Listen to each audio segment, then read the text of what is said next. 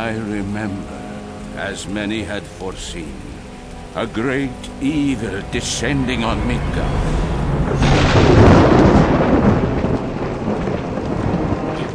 Well, you should be excited about this game because of various reasons. I mean, one of them being the sheer size of the world that we're creating.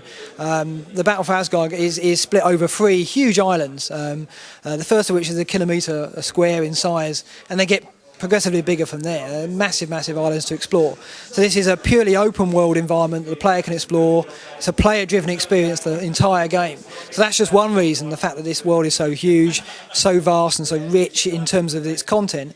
And then also you've got the battles on top of that as well. So these battles are the boss fights, if you like, throughout the game. Massive, huge, epic affairs that you're going to fight with thousands of men on the battlefield at once, with AI at work and huge giants and champions in there as well, dragon strikes coming in. So there's, they're just 2 of the ingredients that I feel that really bring this game and make this game so exciting. I think the only really thing we've taken from Total War is that feel of that cinematic, epic feel that we've had throughout our strategy games on the PC.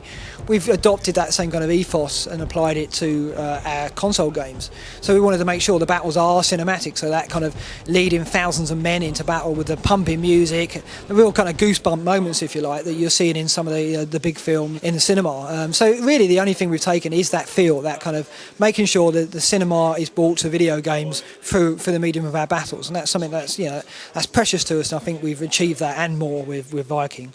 It's quite large battles, but still it's different from games like Heavenly Sword. I think the way in which it differs is that you've got full interaction out there. So in these boss fight battles, you can choose to take any route you like. You can interact with whatever the action's going on. So you can see a group of your troops in trouble on the left. You can choose to concentrate your efforts as a warrior over there. You have direct influence on how the battle progresses in that way. So the player's got to choose where they intervene, and that intervention is going to be crucial to the way the battle plays out.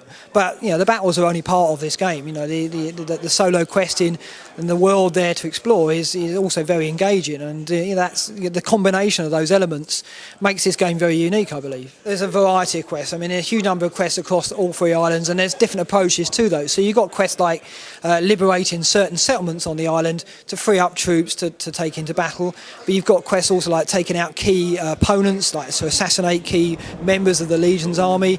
You've got quests where you're taking out watchtowers, which are actually strategic points, which you need to take out to make sure your troops can get access to particular areas of the island.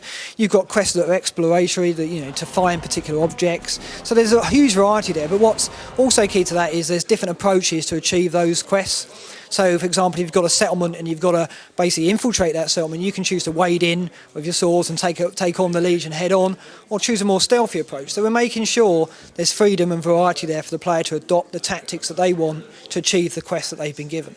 So how the battles play out is very much dependent on how you solve the quests.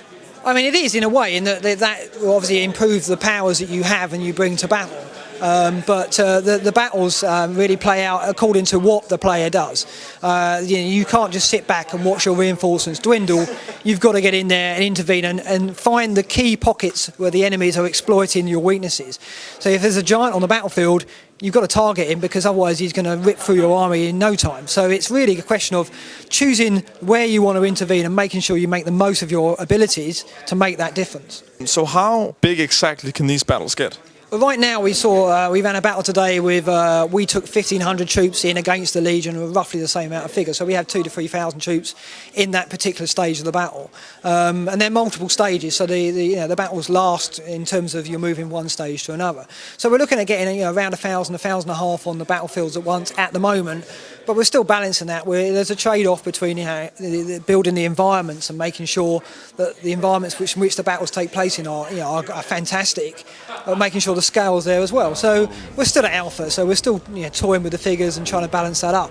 But we'll make sure the battles are huge and the epic scale is there. I mean, I think it's for anyone who enjoys that action and adventure genre. You've got your elements of progression through the character, through the storyline. You've got your new skills, the combat moves you can learn. You're developing your character as you go, the storyline that unfolds. So that's all there from an action-adventure perspective. The combat is there. We're looking at making sure the combat's very engaging in terms of the way you work with the combat, the way you develop your moves, the way you pull them off. So you've got total control of the combat. And then you've got the battles to add to that. So all these ingredients combine to create something which is unique. And I think the appeal of the game is massive in terms of the types of gamers that hopefully will look at this game and feel it's for them. Thank you for your time, and enjoy your evening. Thank you very much. All right, cheers.